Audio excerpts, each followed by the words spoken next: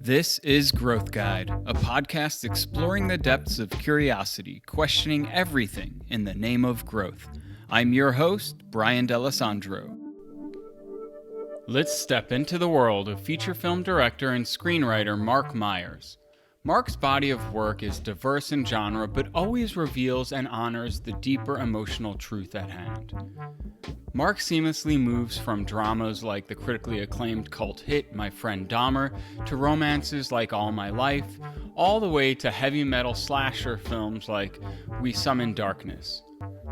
Whatever the film, he has a unique ability to help us empathize with the characters and even to see part of ourselves within them. We discuss his roots on the stage, his process for developing film projects, his partnership with his wife and longtime producer, and the responsibility of storytelling in our modern, ever-changing world. With attention spans shorter than ever, content and screens coming at us from all angles, how do we connect with an audience desperately needing to connect with a deeper truth? Marc, man, so glad to be hanging with you today. Thanks for joining. Nice to be on. Thanks for welcoming me on your podcast. Absolutely, man. So I'm obviously a fan of your work. I think you hit at these deep emotional truths across a lot of genres, which I think is really cool too. But I'm curious about how you originally found your way into filmmaking. Well, that's a good question to start with, I suppose. I was always interested in theater. Even I was doing plays as an actor as a kid. Went to summer acting camp when I was in high school, and when I came out of college and really was starting to write. In ways other than just like what you were assigned for school, like I was writing for like a little newspaper, and then I was exploring theater groups and just trying to sort of find my way, in addition to first stumbling into ad writing. And that was a very long time ago, but in the process, I really, I just a lifelong kind of journey of being around, let's say, theater and loving movies, but never being someone as a kid to go, I want to be a movie director, or I was just playing sports and being an average kid. So ultimately, when it came to figuring out what I wanted to focus on or what I was most excited about in my early 20s, I just found that I was going on a weekly basis to theater groups and writing plays and trying to perfect my craft and working on one acts and finding mentors. And ultimately, theater is incredible, but there was a moment when I also discovered sort of the independent film world in New York, and that was really inspiring. And being around that community started to really make me almost realize for myself how much I've loved the movies and how much it's a combination of so many interests that I have, that I just started to find a way to make some short films myself. And out of that, you start to just sort of, I guess, climb your way through trying to make things that are larger in scope and better crafted than just sort of self-expression in the very beginning, and learning how to communicate to an audience, and doing that both with one act plays and long and full length plays, and at the same time writing screenplays and finding a way to make films, ultimately led me to not only other jobs in the independent film community, but then led to me meeting my wife. And when we were dating, she started looking at some of my early plays, and we had found one that we realized should be our first film to produce together, that I directed. And out of that experience, we just sort of taught each other how to produce a movie and how to navigate a film through the sort of the journey of making a movie, getting people together, making a movie, finishing a movie, and getting it onto film festivals, and ultimately selling them to some sort of distribution outlet. And then you go and want to do it again and do it better. And so it's always that those same, even today, it's like, how do we do something bigger, better, based on what we've done before, and that's led to now, I guess I've directed 6 or 7 features and other stuff along the way too. It's so cool that you found, this partnership with your wife to be able to create these together. What's that dynamic like? And obviously, it works well. You guys are still doing it. Well, it does work well. I think we share a overlapping similar aesthetic.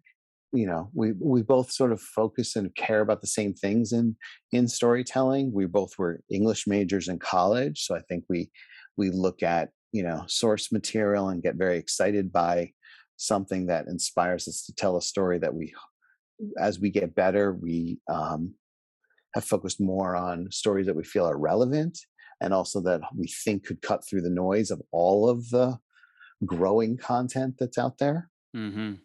And at the same time, we just get along so well that there's a natural synergy that I've come to recognize when we both get very excited about a story is when we really lean in to try to do our very best to make that one happen.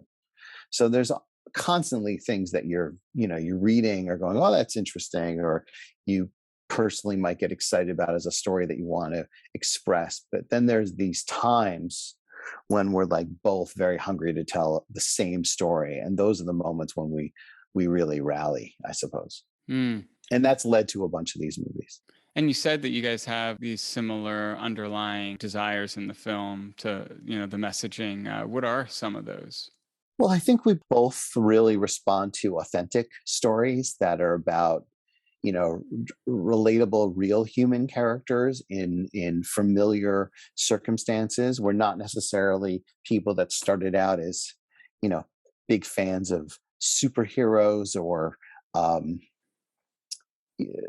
that sort of other, let's say, otherworldly sort of storytelling. Like we've Mhm. started with movies that were based very much in very relatable circumstances, family dynamics, relationship dynamics, and out of that we've had a few stories that that was the ground with which any of these stories are. And I think we just try to tell well told stories, and then we love the craft of it, the sort of evolution of how an idea develops into a script, and then how that develops into a wider collaboration with other people, that then ultimately reveals itself as a movie that has to continue to be sculpted. And then you hope that the spirit that you liked in the beginning has carried through all the way to the end, and that somehow comes through in the viewers that ultimately discover it down the road. Hmm. We have a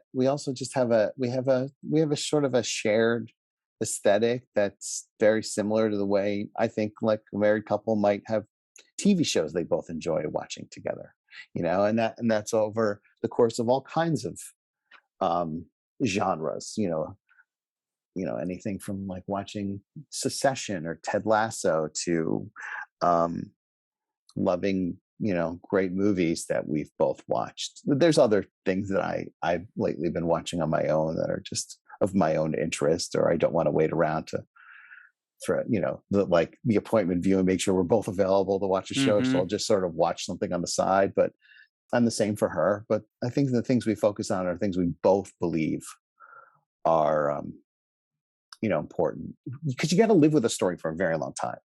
And so there's a certain point, it like just sticks with you, and you're like, oh yes, we're still talking about that one thing.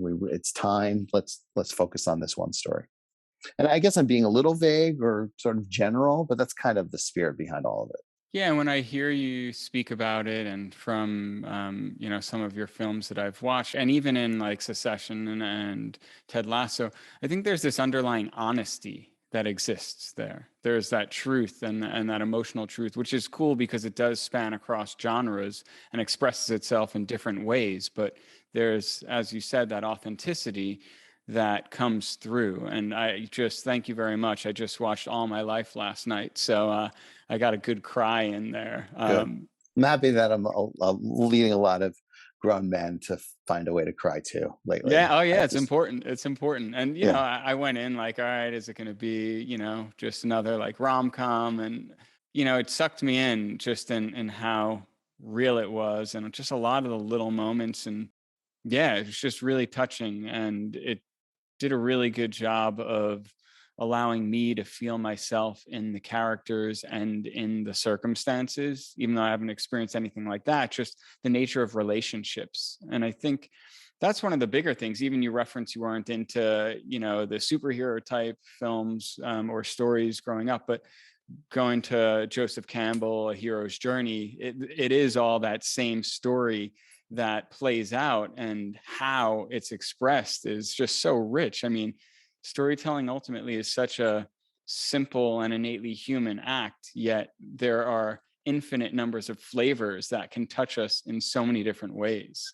Yeah, thank you. And when you hand off a script and to an actor, and they're the ones that's going to interpret what's on the page, and put those shoes on and that wardrobe and become that person, which is somewhat themselves mixed with whatever that character has to do. Sometimes they're just stereotypical characters, and you have to, as a director, try to find a way to give them little human moments along the way so that we can identify with them. And when I say that, I'm just thinking of like the sheriff in this movie I made, We Summon the Darkness, that's on Netflix. It's like he's not just the sheriff that's bursting into this crime scene, but he's also a human being that's going to respond to whatever he sees in front of him. If it's gory, like in that scene in this movie, and take a moment to process it as a human being. And so you just always, I'm always looking for like, what's a little bit of myself, or how would I respond to these moments? And that's how I, not only on when I'm writing it, but then also when I'm on set with other actors, just how do you find the truth in each of these moments? What's the emotional current that's relatable, and trying to capture that, then hopefully carries through. And then you may not be a person who's in an identical situation, but at least now you can relate to that human being in that circumstance, because you see a little bit of the human being behind each of these sort of sketched out characters. Yeah, that little texture that really does leave the mark. I mean, just because I watched it last night, like in all my life, I was kind of wondering. There's a scene when they're in the bathroom and they're brushing together, and Mhm. it's that new love where they just make a song and dance out of being toothbrush partners. How much of that was scripted versus like just came about? Well, it's a really nice scene. I'm really happy about that toothbrush twin scene. So that was scripted that way, and I'd have to check the script, but I think I also asked the screenwriter, like, well, what was the little melody in his head that when he wrote this little cute moment that probably was a riff on something he and his own wife have going on at home that worked its way in an interesting way into the fabric of the script. And what I do remember on set was realizing the toothbrush twins, what might have been a cute little thing that was said, but the way to sort of put it on its feet was to make her mirror his own actions in the scene. And her as an actress, Jessica Roth, like, just gives that so much more life than what was originally just a cute concept of you know someone going, oh, we're both brushing in the mirror together. That's, I think, how it was originally drafted. And to sort of have them face each other away from the mirror, have identical toothbrushes that would have instigated us saying toothbrush twins, and then for her to do the mirroring thing, that just gave it a whole other level of life. And that was the big, like, reinterpretation, I think, of what was on the page. It was going, why don't we copy each other and play that cute game that then is sort of flirtatious and playful. But and then everyone goes, oh yeah, I'm playful with my spouse or my girlfriend.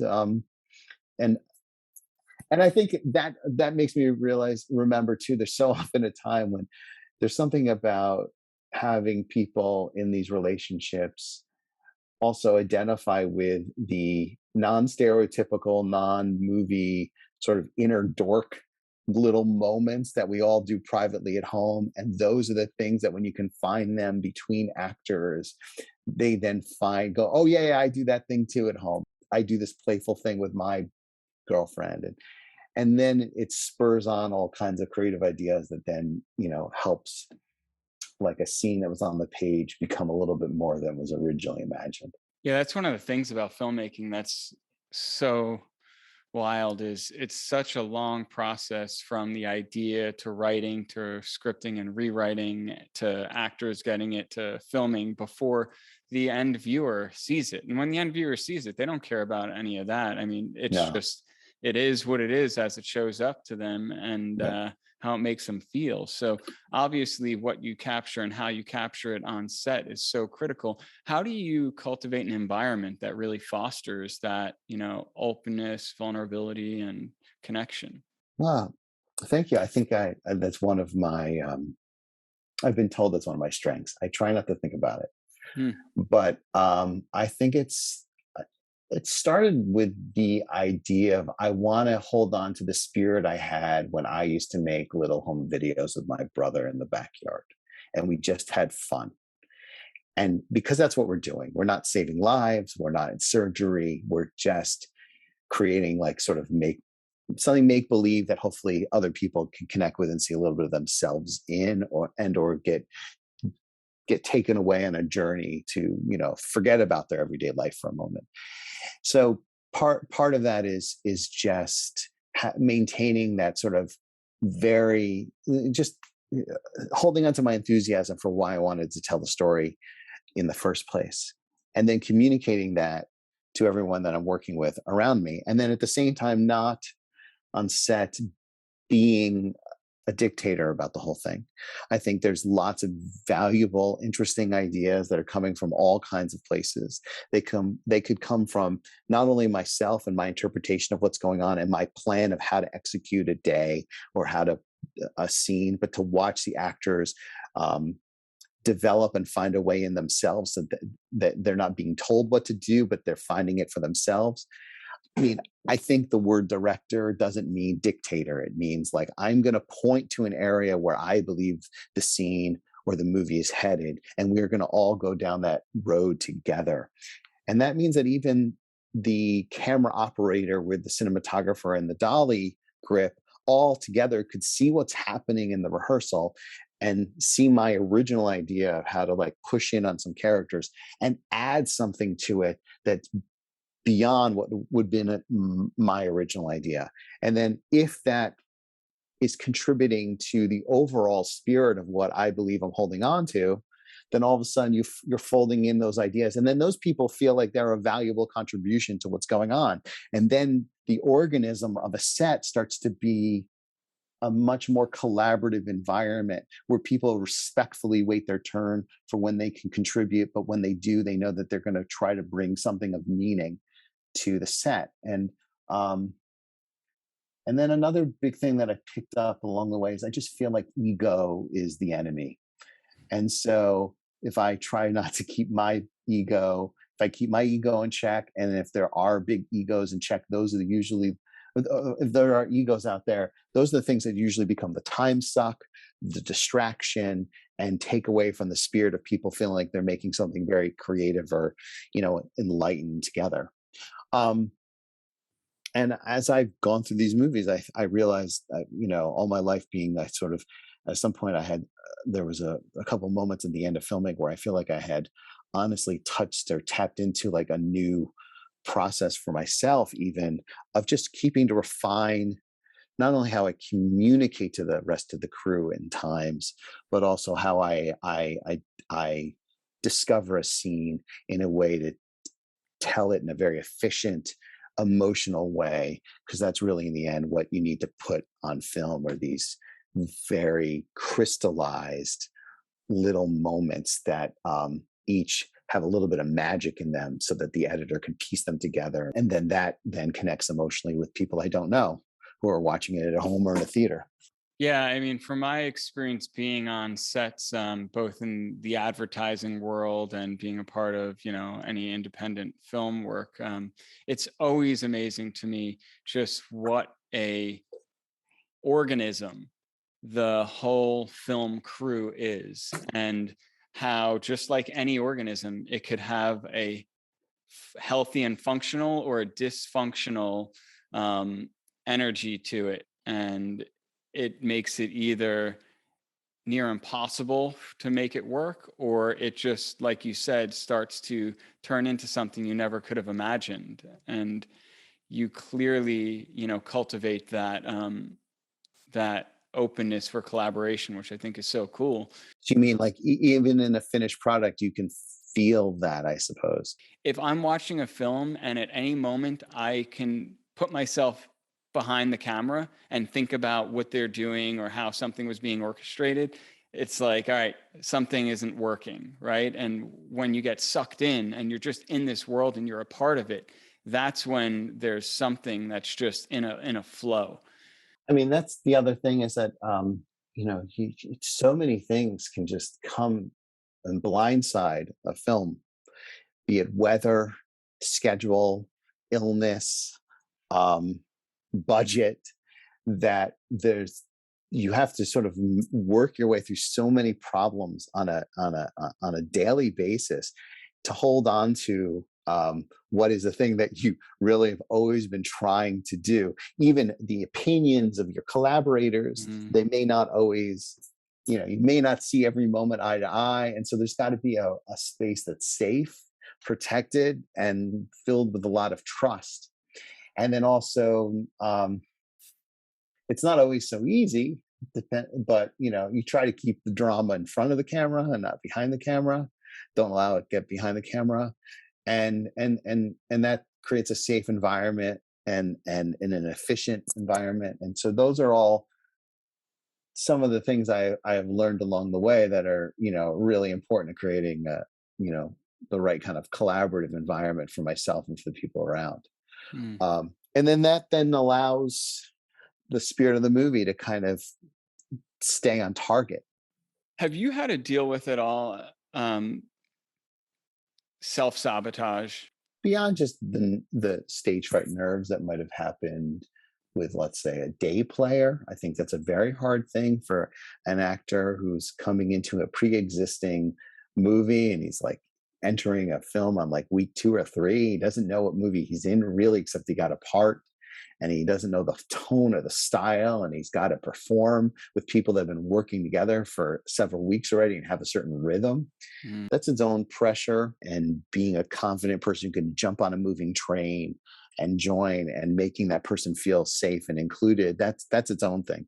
But then if you're asking about like a larger self-sabotage as someone that is a long-standing contributor to a film project, yeah, it happens.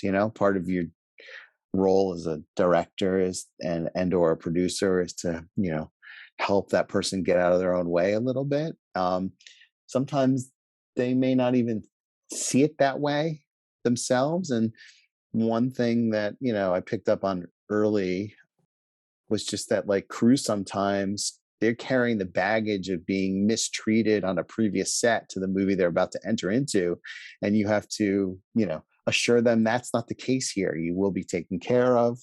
You're valuable, and so there's a lot of emotions and a lot of point of views that all have to sort of like come together.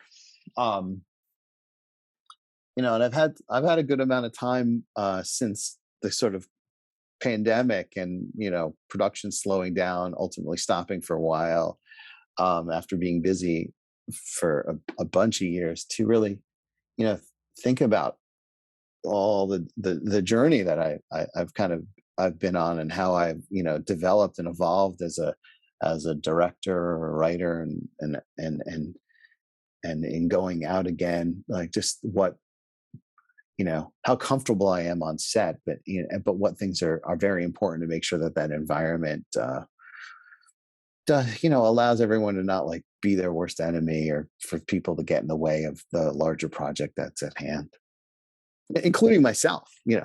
Getting better myself at navigating and collaborating with people I may not know. There's so many people that are balancing their own value in relationship to a movie that you're all working on, that you're trying to pay your bills on, and also create something you care about. And then that they're it's just it's an incredible process, and I don't really have another industry to compare it to, um that has so many emotions wrapped in it at the same time, because this is about emotion. So it very much its own thing. I don't. Yeah, and just relationships at large and different ideas, beliefs, or the thing that the different industry that kind of came to mind as you were talking about it was looking at something like government, where you also have so many players, so many different visions, ideas, even agendas, and ultimately, at its best, they're working together on the same common goal. And it's obviously in today's day and age, I think, failing at that in a large way. But, It's you know, interesting. I mean, with that, there are cult of personalities that people will get, excited to rally behind. And that happens, I think, in both industries. Um, if they're making a good or bad movie or good or bad public policy, as you're saying, part of it is inspiring people to sort of join you on that journey. mhm. That's part of it too, as a director, is to have everyone sort of see a shared movie that they can all believe in, so that there isn't like if you're on a ship, like conflict within the ranks kind of thing. Right. Yeah. Right. Yeah. Right. Mutiny can come about. But it's going back to what you said a little earlier. You're like, yeah, we're not saving lives, and you know, this is my personal feeling. Obviously, I believe that the art of storytelling through films is as serious as saving lives, because Oh, I agree. I was trying to be modest, but yeah, but I think it's important that we kind of shine a light on that, because I believe that the stories we see, both as children and adults, they inform and shape our reality. They tell us what's possible and what's not. They show us truths that we might not have exposure to in our nucleus family or in the culture that we're in, and so they show another idea of what's possible. And so I personally feel that there is that responsibility to create films and push stories out there that do shift that for the positive of humanity. What is your position there? yeah. Well, I agree. It's hard to say no to that, I know. One of the biggest human traits that someone has is empathy, or that is one of the more, let's say, um, elevated characteristics that we hope that people find: empathy in each other. And what are stories but kind of empathy machines? It started with, hey, look at my journey that I drew on the cave wall of how I hunted down this wild animal and brought food back to my family, and I'm telling that story to a bunch of fellow men in a cave. And that's now, people are sitting in theaters, hopefully again, and home, also relating to other people's journeys. It's the and seeing a little bit of themselves in another person's experience. I mean, that's as human as it gets. It's as basic as food, sleep, love. On that level, there's something very primal and very basic about what are the things that, storytellers care about. And then it's up to you as a storyteller to kind of find a way to present it with style. I'm a big fan of mythic structure. Joseph Campbell's book. Ironically, I have it coming back in the mail today, because the copy I had on my bedside table for all these years just kind of got damaged by my air conditioner, overflowed with some water recently while I was away, and that got wet, so I had to order a new one. But it was like one of those prized little Bibles that I keep as almost a security blanket near me while I sleep, is that book, because it's as human as anything else. Is how we all, living in different parts of the world, have found ways in our psyche to contextualize and think about the world in very similar ways, no matter who we are. And that's one of the most, I'm just riffing here, but one of the things that I think in a small way is the thing I'm most proud of, is when I've realized that something I've written and or directed is being shared in a place in the world I've never been. Just like, to me, that's really cool. One of the places that you went, which I'm a huge fan of, your film My Friend Dahmer, which humanized, right, this character of mythic proportions, and he created empathy for this individual, and also I would say inspired the opportunity to be kinder and more aware and conscious of what others might be going through, and what these little warning signs look like. Despite all of its public success, it must have felt like such a great success for the goals you're speaking of. Oh, 100%. That was a definitely a turning point in my career, and also creatively. I think a lot of things had crystallized in that movie, ideas about what a movie could be. I finally got to actually do with that. So the journey, I guess I've spoken about on multiple podcasts and interviews about how and someone can kind of go down an internet, wormhole to kind of learn all that stuff. At the core of it was, oddly, how do I relate and see myself as very similar to that guy as a high school kid? And what are the things that were similar? He just went through a very dark, depraved door that I never would have thought or imagined to go through myself. But I grew up in a bucolic kind of suburban environment. I would walk through the woods like he did to go visit friends. I had a younger brother. Any teenager has weird thoughts of some sort, maybe not as extreme or as depraved as him. Feel misunderstood by your parents like any teenager does.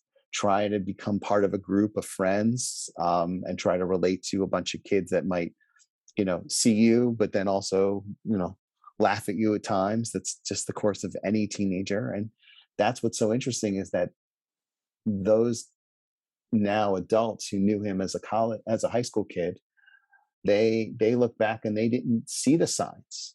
And so I was like, oh, there was just a lot of things that I could fold myself into this character and relate to him, and then pass that on to the actor, pass it into the script onto the actor.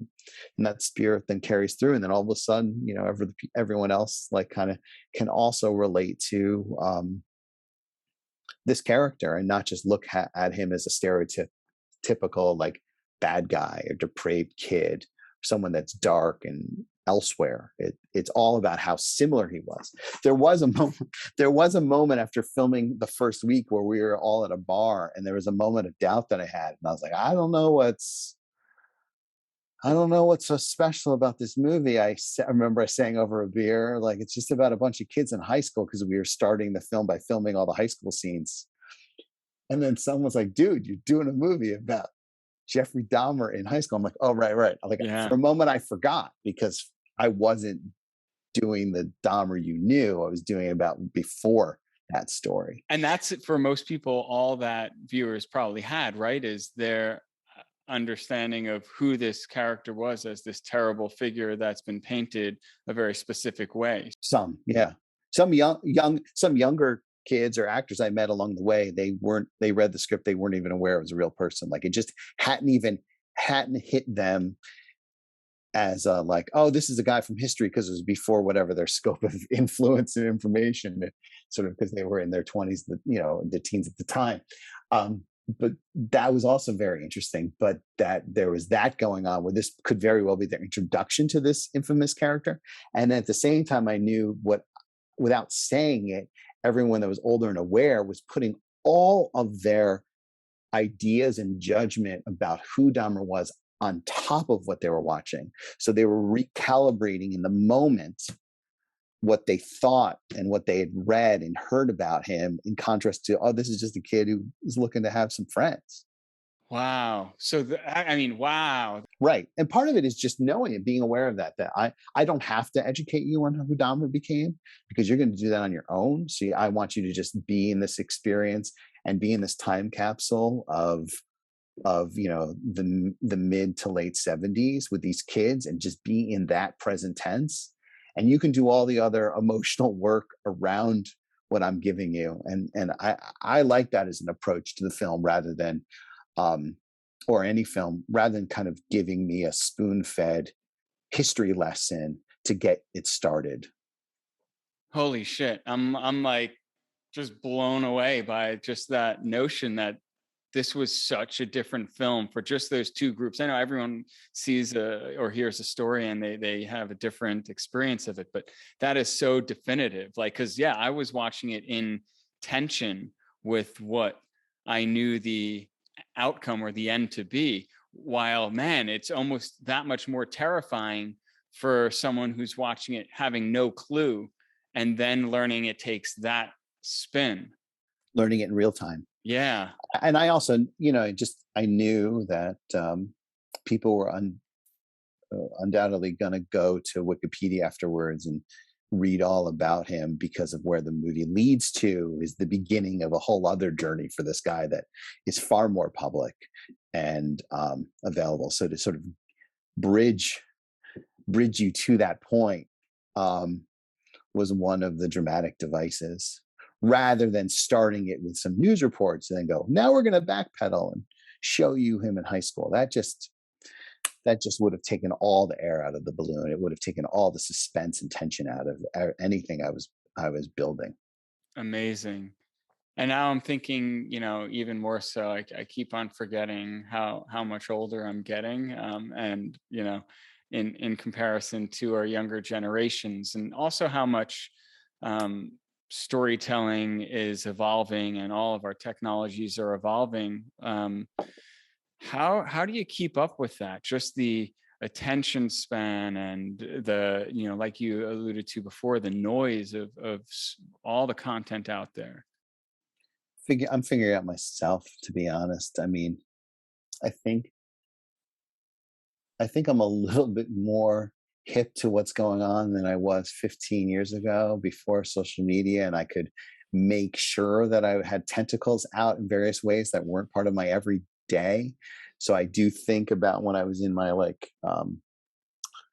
mid 20s and how I was still holding on to a CD collection that was from earlier influences, and just sort of sitting in that world. And now you can kind of so easily kind of just sniff around and find new music and random movies, and take a moment lazily to go watch a film that I probably wouldn't go to the theater to go see. And by that, just sort of seeing the wide array of things that people are excited about, and then go like, wow, I can't believe people like that one, or that was amazing. And that exploration. And then during this last year and a half, I've got to be able to do that again. I was working so much for a couple of years on, 3 films after My Friend Dahmer that, I did appreciate a little bit of that creative recharge that happened by just sort of soaking in all kinds of, new and current work by, all kinds of people I didn't get a chance to. So and then you got to, get better and better about making choices about the stories to focus on that you feel like will cut through the noise. And I think one thing I feel like is, if it's an independent film, at least, there's so much out there, is to focus on ideas that, as part of the story that you believe you're telling, it's also a little bit subversive. That there's something about it that's going, that's recalibrating the way in which someone may view something. Starting with myself, because I think there's some personal growth that happens in it, or hopefully there's some personal growth that happens in everything that you do and make. And those are kind of all the random ideas that came out of your last question. Yeah. Do you see your style of filmmaking evolving just to keep the attention span? Like, is your pacing or your, cadence, is that evolving? Always. It's always. I mean, not only you sort of, like, every movie has its own heartbeat, let's say. It has its own spirit, and that's coming through not only what you're bringing to it, but the people that you're working with. Each actor is their own very interesting human being that you're responding to, and I'm trying to find the best qualities in them to accentuate their character and things like that. And out of that comes each movie finds its own sort of spirit, and and yeah, and out of that, if you I've been fortunate to sort of dabble in a few different, I guess people would call them genres, right? Since My Friend Dahmer, and even before, from character driven stuff to stuff that was far more genre, to, Human Capital is much more of a sort of an art film, elevated indie with Mm. an incredible cast of some of our very best actors, and All My Life was a huge achievement for me on so many levels, but it also connected to, um, a personal story that I brought to relate to this story that wasn't my own, that kept me, needing to tell that movie, and in each circumstance, there's a deeper, a better understanding of some parts of filmmaking that, I'm focusing on, or there's things that attract me to that story because it's something I want to explore as a filmmaker, and then the story enables me to kind of do that. And when I say that, for example, like Human Capital, for example, is very much about perspective, Hmm.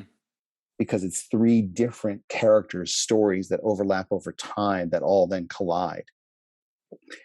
And in doing that, it was at a time when I was starting to really understand, because Dahmer was such a movie about one perspective, his perspective, and that helps you understand where the camera is, because it's all through his eyes, his journey through this high school. You're not sort of going and seeing what the parents are doing or what the other friends are doing when he's not around. It's all through him. And then Human Capital is doing that through various perspectives. Um, and that was a thing for a moment that I got very excited about. That got me very excited about Human Capital, was that helps you sort of create a spirit or a style in that movie. And then that's different than All My Hmm. Life, which is telling a well balanced story for a larger mass audience, that's balancing both people in that relationship and feeling both sides of that painful, tragic love story, both the, you know Harry Shun's character and Jessica Roth's character, and keeping that going evenly is a different thing. Yeah, you brought up Human Capital as one that was pretty unique and having these different perspectives, which I still think goes to telling that truth and how truth looks different depending on where you're standing in that situation. It was actually, I mean, I found that to be pretty haunting in that regards. It also helps you make decisions on the day on set. You're like, well, what's the perspective of the scene? What's the core emotional thing that we need to tell? Well, then we know that the camera should be here and not over there. It helps you eliminate what it's not about, so you don't get sucked into the temptation of all the other ways in which you could potentially shoot a scene. So someone could have an idea like, wouldn't it be cool if the camera came over here? I was like, yeah, but the perspective is this. So if we're over there, we're off the rails. So perspective is a very big thing in for me in filmmaking. Hmm. And you spoke to the, powerhouse cast you had there with Lev Schreiber, Marissa Tomei, and Peter Skarsgård. I mean, what an amazing mix of just super talented, but also um, actors that I see as just not having these airs about them and still playing in the indie world. How did that all come about? Well, there was a beautiful script written by Oren Moverman, so we all have such reverence for him, that we all had the script and found a way in to be part of his so well sketched characters. And then as we all connected to our various roles in that movie, there was a loyalty to kind of make sure that we all weren't doing something else, that if the producers said that this movie was going to be done in the fall of 2019, that we made sure that we all these people didn't find some other job. And that's one way of describing it. But then emotionally, everyone finds their own way in which they're like, oh, I know a character like this, or I've wanted to explore this part of myself, or a mix of both. And scripts are kind of like little love letters to actors. Like, if they connect with a role because it's something personal that they see, that beyond the sort of paycheck, let's say. There's something that they have to emotionally, you know, express. Is connected to the way in which I have to emotionally express something and explore something, that's in the themes and the characters of the story. And Mm. when all of that aligns, then everyone sort of comes up to film together. They try to do their best work, and then when you're around such great actors, you realize why they're such great actors, because even on take one, they're bringing something that's, very unique to who they are. That's why you can talk about that person and know their name, because you know who they are. They have a lasting spirit that just is something larger, often larger than life and very unique to them. And when they all found ways into the story, I was happy to be in the front row seat and do my part to, capture that. Yeah, so amazing. I mean, I have such respect for what actors put themselves through. And there have been documentaries, over the recent years that have just been really amazing to see into people's process. And the Heath Ledger one was great. Did you see recently Val Kilmer?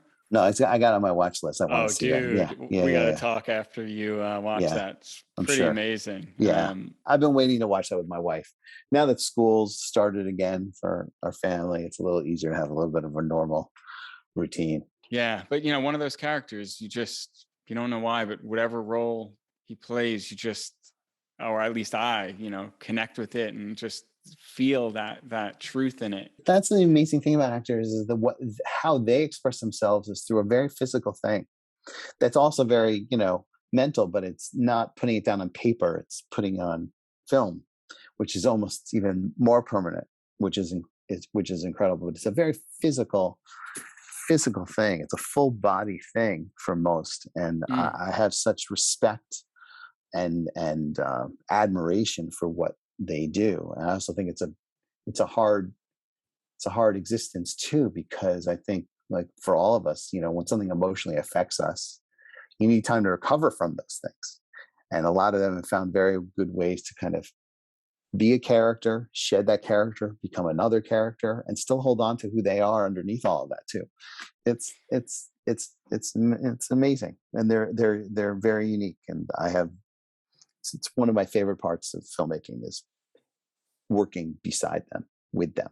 Such a wild psychological study. I mean, it's my belief that we come into this human form for our soul to express something using this body as an instrument. And how actors can channel that into these different characters and roles and explore things that, like you said, it's that love letter. It has to speak to something innately deeper within them that needs to be expressed. And that, I mean, not just ability, but that courage and bravery, because there is a sacrifice that is so real.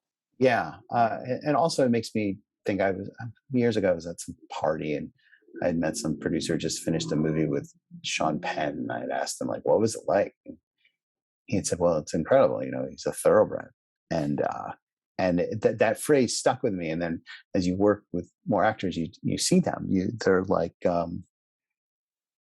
top athletes.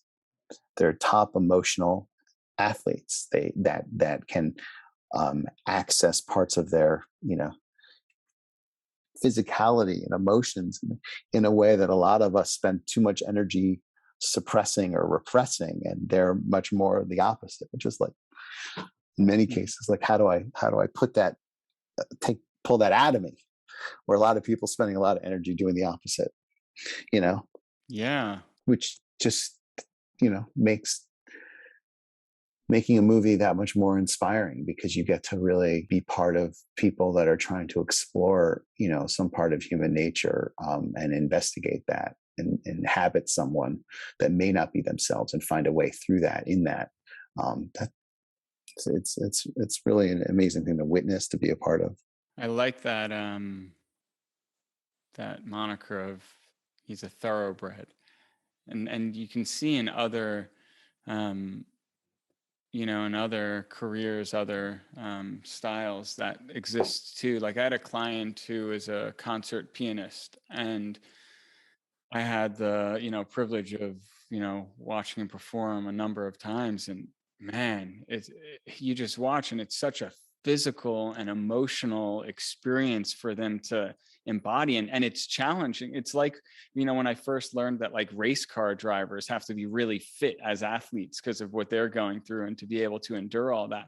It was like that same thing where you really appreciate not just the end result, but what it takes to pull it off. And it's so powerful. Yeah.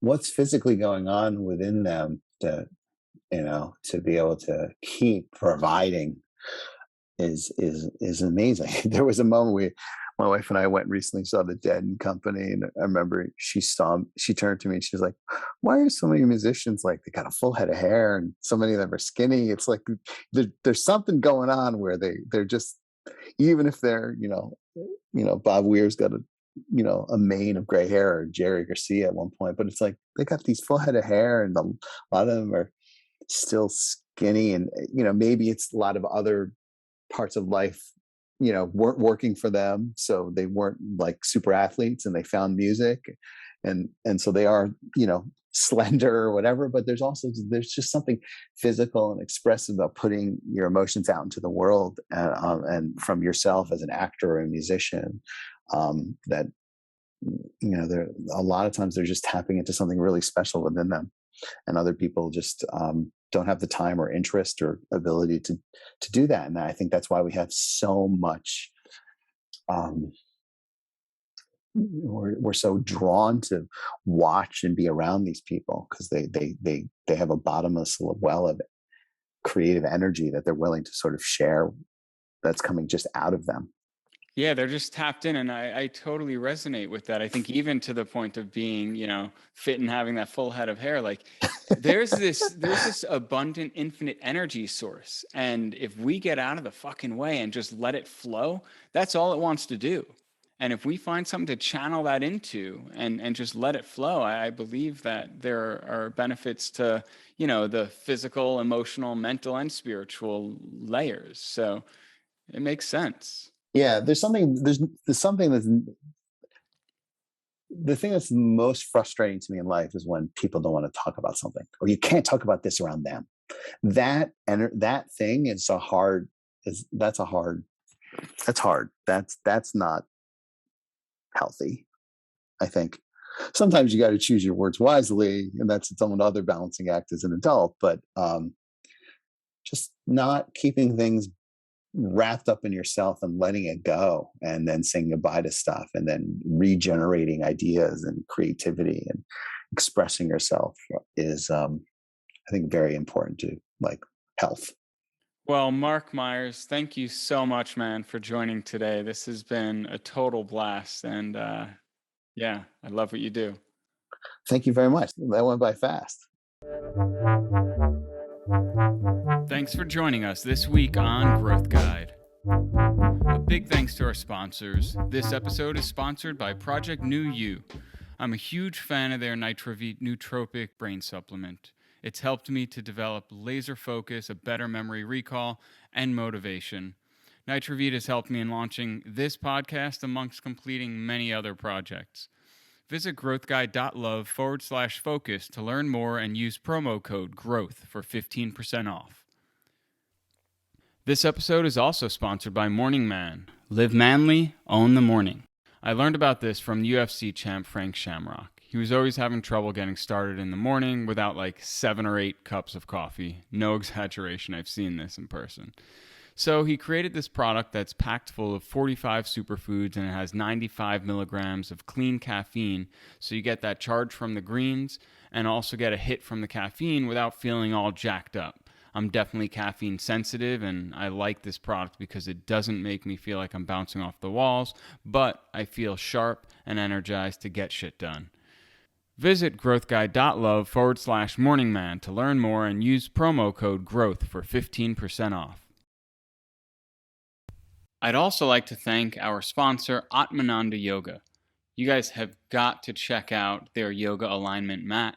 I've been using this for a long time. As you know by now, I've studied and trained with them as a yoga teacher, and the mat is incredible to deepen your practice and to ensure a lifelong injury-free practice. Visit growthguide.love/alignment for more info or to buy. Be sure to use code GROWTH at checkout for 15% off.